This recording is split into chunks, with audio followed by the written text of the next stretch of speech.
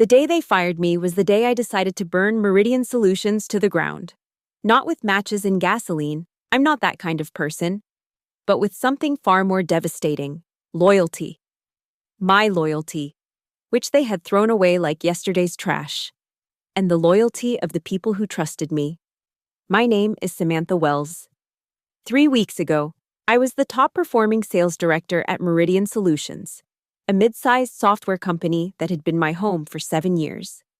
Today, I'm the founder and CEO of Ascent Partners, the fastest-growing competitor in our industry. And half of Meridian's star performers are sitting in my office. This isn't just a story about revenge, it's about justice, about what happens when corporations forget that their greatest assets walk out the door every evening. Sometimes, they don't come back. It began on a Monday in April, the kind of perfect spring morning that makes you believe anything is possible. I walked into our monthly review meeting with numbers that should have had the executive team dancing on tables. My division had broken every sales record in the company's 15-year history. We'd landed Horizon Global, the white whale client our CEO, Richard Mercer, had been chasing for 3 years. My team was firing on all cylinders, morale was at an all-time high, and our profit margins were making the finance department weep with joy. I expected champagne. Instead, I got a cardboard box for my belongings and 30 minutes to clear out my office. "We're making some structural changes," said Marcus Dawson, our newly appointed COO, who'd been with the company all of 4 months. He wore the same smug expression I'd seen at every executive meeting since he'd arrived, the look of a man who believed his Harvard MBA made him infallible. "Your position is being eliminated as part of our new efficiency initiative." Richard, my mentor of 7 years, the man who had personally recruited me from our competitor, couldn't even look me in the eye.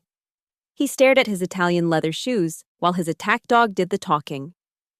"But we just had our best quarter ever," I said, still clutching my presentation folder, filled with charts that all pointed gloriously upward. "Horizon Global alone will increase our annual revenue by 22%. "Yes, and we appreciate your contribution," Marcus said with all the warmth of an automated customer service message. "But our analysis indicates we can streamline the sales division by consolidating leadership roles.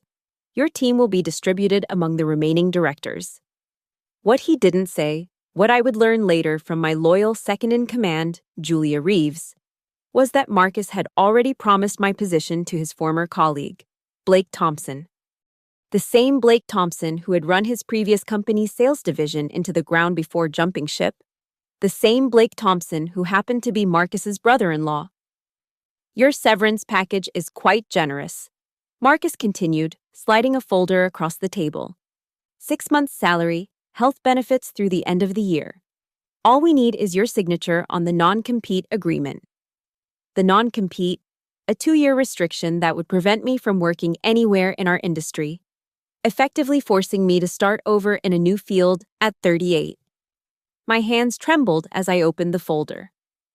"I'd like time to review this with my lawyer," I said, surprised by the steadiness in my voice. "Of course." Richard finally spoke, still not meeting my eyes. "But we'll need a decision by the end of the week. And Samantha? This is just business. Nothing personal." Nothing personal. As if 7 years of my life, the countless weekends I'd sacrificed, the family events I'd missed, the relationships I'd neglected, all for Meridian, were just entries on a balance sheet. I walked out of that conference room with my head high, past the curious stares of colleagues who'd heard raised voices. Julia followed me to my office, closing the door behind her. "What happened?" she asked, her face pale. Julia and I had been a team within the team for 5 years. She knew me better than anyone at Meridian. "I've been structurally changed," I said, pulling my personal photos from the wall. "Apparently, breaking sales records isn't enough to justify my existence anymore." "That's insane," Julia whispered. "Is this Marcus's doing?" "Who else?" I laughed bitterly. "And guess who's taking over the division?" "No." Julia's eyes widened. "Not Blake Thompson?" "The one and only Sam. He ran TechWare's sales into the ground. Everyone knows that." Everyone except our brilliant new COO, apparently. I continued packing while Julia processed the information. We both knew what was coming. Blake would bring in his own people, gut my carefully built team, and implement whatever failed strategies had tanked his last position. The thought of my team, my work family, being dismantled made my chest physically ache. "What will you do?" Julia asked finally. "Good question. What does a 38-year-old sales director with a specialized skill set do when she's pushed out of her industry?" The non-compete loomed in my mind like a prison sentence. "I don't know yet," I said honestly. "But I'm not signing that non-compete. Whatever they offer, it's not worth 2 years of my career." Julia nodded, then hesitated before speaking. "You know the team will follow you wherever you go, right? We're loyal to you, not Meridian." Her words planted a seed in my mind that would grow into something neither Marcus nor Richard could have anticipated. Because while they saw me as just another disposable executive, they'd forgotten what made me valuable in the first place. I build relationships, I inspire loyalty, and I never, ever give up. The security guard who escorted me out, apologizing the entire time, was the final humiliation.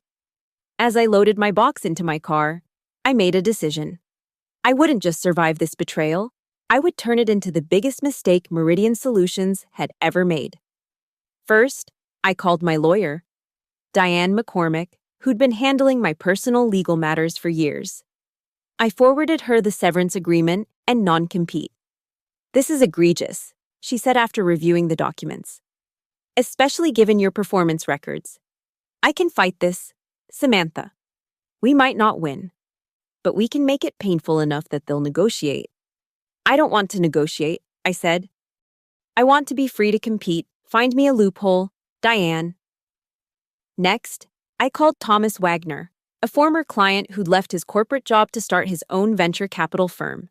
Thomas and I had developed a friendship over the years, bonding over our shared love of rock climbing and single malt scotch. He'd once told me, after a particularly successful implementation of our software at his previous company, "If you ever decide to go out on your own, call me first." I was calling. "Let me get this straight," Thomas said after I'd explained my situation. "They fired you right after you landed Horizon Global and broke every sales record?" "That's right." "And now they want you to sign a non-compete that would keep you out of the industry for 2 years?" "Exactly," Thomas laughed. "Their loss, potentially my gain. Let's meet tomorrow. I want to hear what you're thinking." That night, I barely slept. My mind raced with possibilities, with plans and contingencies. By morning, I knew exactly what I wanted to do. I didn't just want a new job, I wanted to build something of my own, something that embodied everything Meridian had once stood for before Marcus and his efficiency initiatives had corrupted its culture. I met Thomas at his office, a converted warehouse space that hummed with the energy of the other startups he'd funded. I laid out my vision, a new software solutions company focused on the same market as Meridian, but with a different approach. We would prioritize customer service and employee satisfaction equally. We would build software that actually solved problems instead of creating dependencies. And we would poach the best talent in the industry, starting with my team at Meridian. "You're essentially proposing to create a direct competitor to your former employer," Thomas said, leaning back in his chair. "That non-compete is going to be an issue." "That's where this comes in," I said, pulling out a document Diane had sent over that morning. "There's a clause in my original employment contract that states any termination without cause during a period of exceptional performance, defined as exceeding quarterly targets by 15% or more, nullifies future restrictive covenants." "And let me guess, you exceeded your targets by more than 15%? Try 43%. I smiled. "It was a record-breaking quarter, remember?" Diane says this clause was added during a period when Meridian was aggressively recruiting top talent. They probably forgot it existed, but it's legally binding. Thomas whistled. "So you're free and clear to compete?" "Exactly. And I want to start immediately. Meridian is vulnerable right now. Marcus is making enemies daily with his efficiency measures.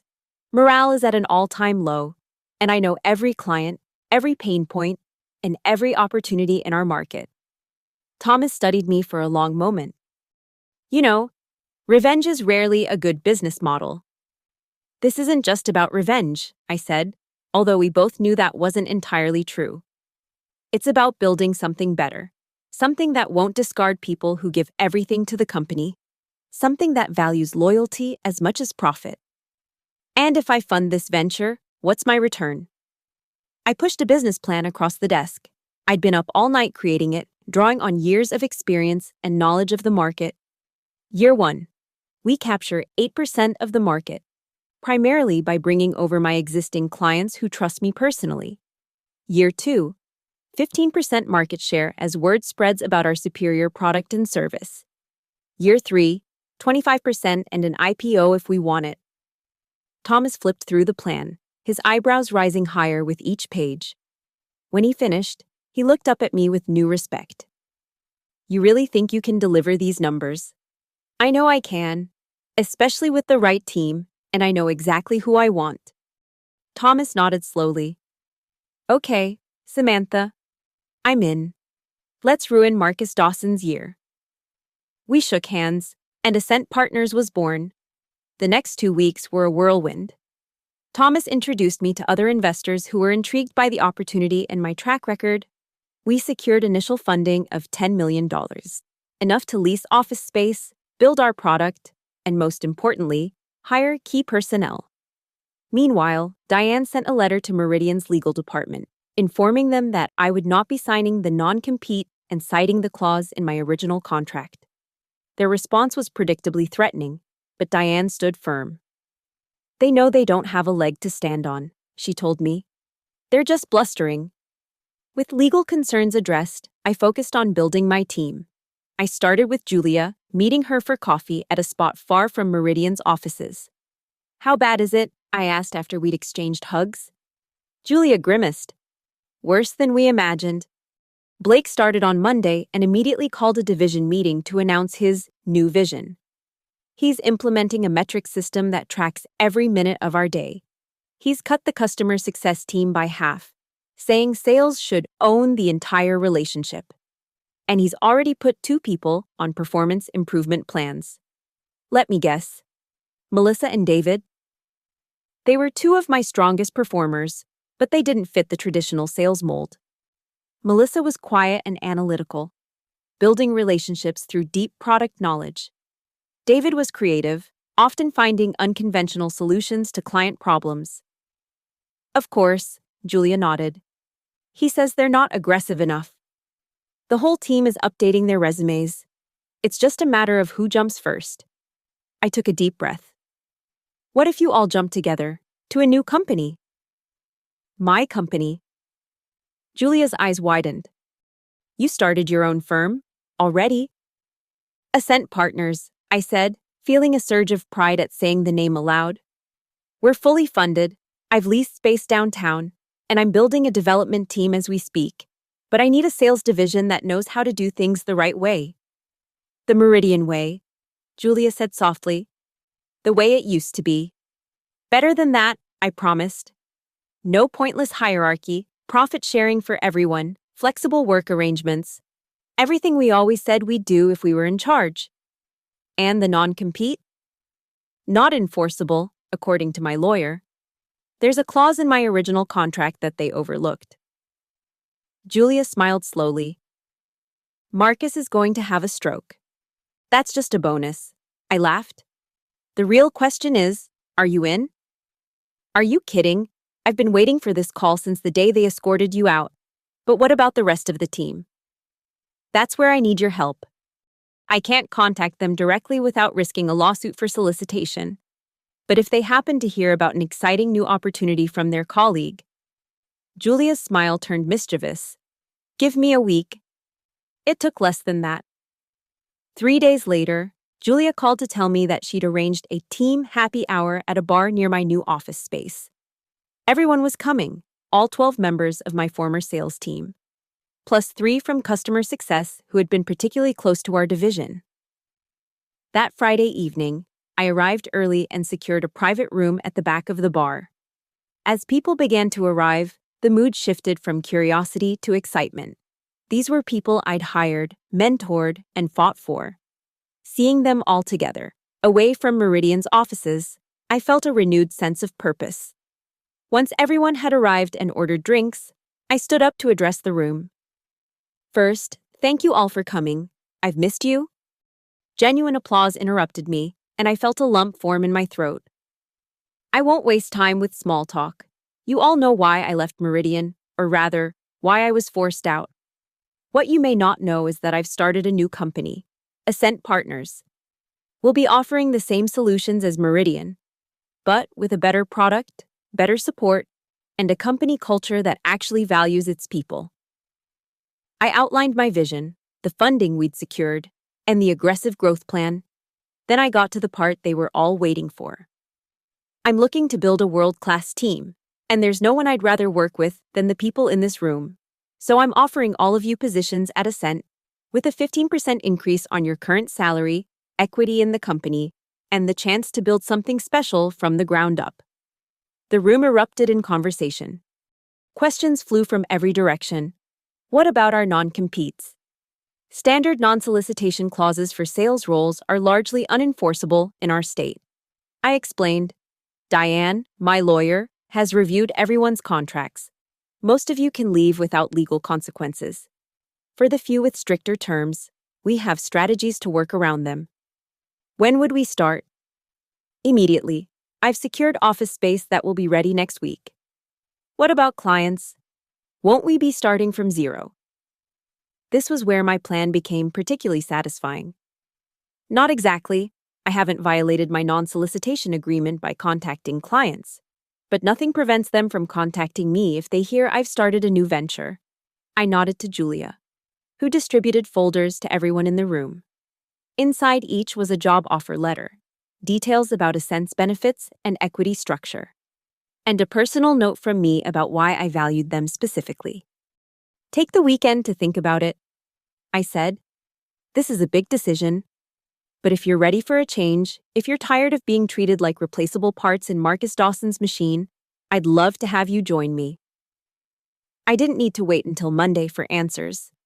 Before the night was over, all 15 people had verbally accepted my offer. We set the following Friday as the day everyone would submit their resignations, simultaneously. The week that followed was a masterclass in secrecy. My team continued working at Meridian, carefully transferring any personal files and contacts while being careful not to take anything proprietary. Julia, as my inside source, kept me updated on Blake's increasingly desperate attempts to implement his new systems before the end of the quarter. Meanwhile, I was laying groundwork with clients. While I couldn't directly solicit Meridian's customers, I could announce my new venture through industry channels. I gave an interview to a popular software blog about my departure from Meridian and my vision for Ascent Partners. The article went live on Wednesday, sending shockwaves through our tight-knit industry. My phone began ringing almost immediately. First was Carlos Rodriguez from Nexus Technologies, a client I'd worked with for 5 years. Samantha, I just read the article. What happened with Meridian? I carefully explained the situation without disparaging my former employer.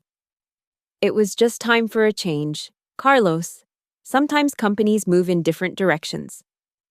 Well, their loss is the industry's gain. This new venture sounds exciting. It is, I agreed. We're building something special. There was a pause before Carlos continued.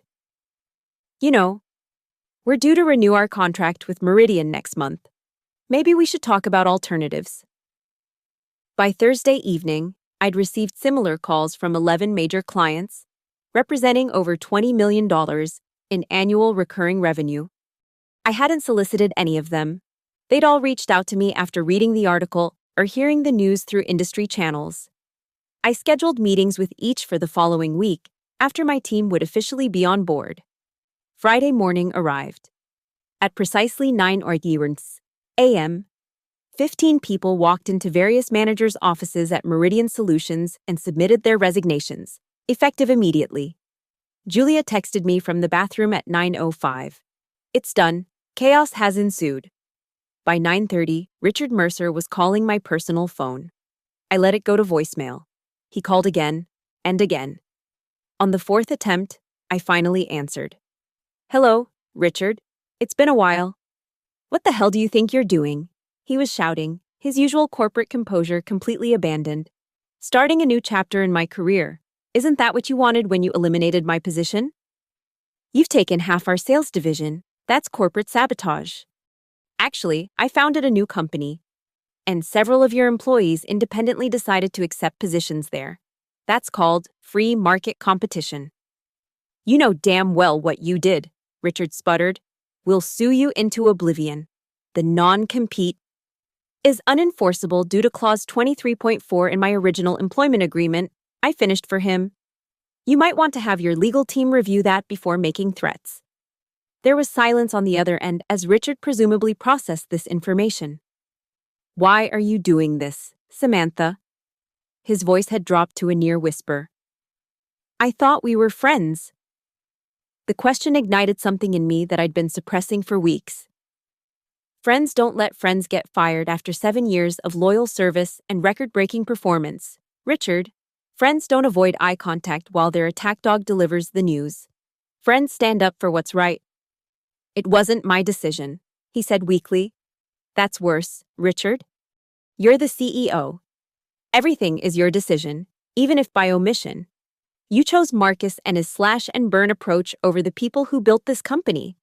Now, you get to live with the consequences."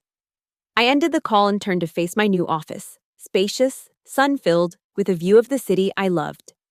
On Monday, it would be filled with the hum of activity as my team, my real team, began building something extraordinary. The following weeks unfolded better than I could have imagined. One by one, the clients I'd nurtured at Meridian signed with Ascent Partners. Our product development team, led by a brilliant engineer I'd poached from a top tech firm, was making rapid progress on our core offering. And my sales team, liberated from Blake's draconian metrics, was performing at levels that made our investors giddy. 3 months after our mass exodus, we captured Horizon Global, the crown jewel I'd secured for Meridian just before my termination. Their CTO called personally to deliver the news. "We never really signed with Meridian," he explained. "We signed with you, Samantha. Your replacement? Well, let's just say he didn't inspire confidence." By the 6-month mark, Ascent Partners had captured 12% of the market, exceeding even my ambitious projections. We'd expanded to a larger office and doubled our headcount. Julia had been promoted to VP of Sales, thriving in a role that leveraged her natural leadership abilities. The culture we'd built was everything I'd envisioned: collaborative, supportive, and driven by a shared mission rather than fear. Meanwhile, Meridian was floundering. Without their top sales team and with clients defecting monthly, their stock had dropped 34%. Industry blogs were full of speculation about whether they would survive the year. Then came the call I'd been half expecting, half dreading: Richard Mercer, asking to meet for coffee. We selected a neutral location, a quiet cafe halfway between our respective offices. Richard looked 10 years older than when I'd last seen him. His once immaculate appearance now slightly rumpled, dark circles under his eyes. "Thank you for meeting me," he said, his voice lacking its former authority. "Of course," I replied, keeping my tone neutral. "What can I do for you, Richard?" He stared into his coffee for a long moment before speaking. "The board has asked for my resignation, effective next week." I hadn't expected this, and despite everything, I felt a twinge of sympathy for the man who had once been my mentor. "I'm sorry to hear that." "Are you?" He looked up, a flash of the old Richard visible in his eyes. "Yes," I said honestly. "Despite everything, I never wanted to see you fail. Richard, just Meridian." He nodded slowly. "Marcus was let go last month. Too late to save the company. I'm afraid the board is considering acquisition offers." "One? From who?" Richard's laugh was bitter. 3 different firms, but the frontrunner is Wagner Capital. Thomas's firm, my primary investor. The circle was complete. "That wasn't part of my plan," I said, feeling the need to clarify. Wasn't it? You've systematically dismantled everything we built. Samantha, our clients, our team, our reputation. What did you think the endgame would be? I leaned forward, meeting his gaze directly. My plan was to build something better than what Meridian had become, to create a company that values loyalty and innovation equally, to prove that success doesn't have to come at the expense of people's dignity. And to make us pay for what we did to you, Richard added. That too, I admitted. But it was never about destroying Meridian. It was about showing there's a better way. Richard was quiet for a moment. For what it's worth, I regret what happened. I should have fought harder for you. Yes, you should have. There was no point in false forgiveness. But that's in the past now. As we parted ways, Richard hesitated. What will happen to the remaining employees if Wagner acquires Meridian? It was a good question, one I'd already discussed with Thomas. The plan is to maintain the Meridian brand as a subsidiary of Ascent, focusing on different market segments. Most jobs will be preserved, though there will be restructuring at the executive level. Relief flickered across Richard's face. That's better than they deserve, given how everything played out. It's not about what people deserve, Richard. It's about doing the right thing, even when others don't. 1 year to the day after my unceremonious firing, I stood in the lobby of what had once been Meridian Solutions and was now the secondary campus of Ascent Partners. The acquisition had been finalized 3 months earlier, with Thomas's firm purchasing Meridian at a fraction of its former value. As agreed, we'd kept most of the staff, integrating them into our more progressive company culture. Julia stood beside me as employees from both former companies mingled at our unification celebration.